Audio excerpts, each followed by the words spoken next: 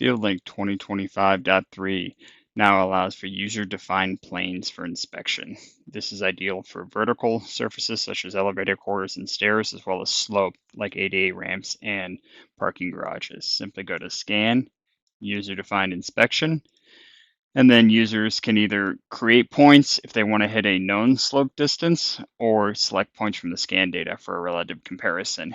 Hit Create after selecting those points, Accept, and then Inspect.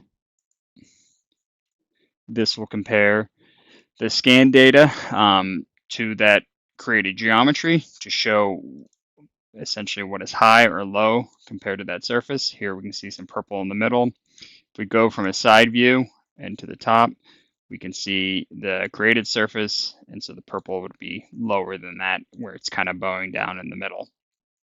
Please reach out to your nearest building point representative if you have any questions.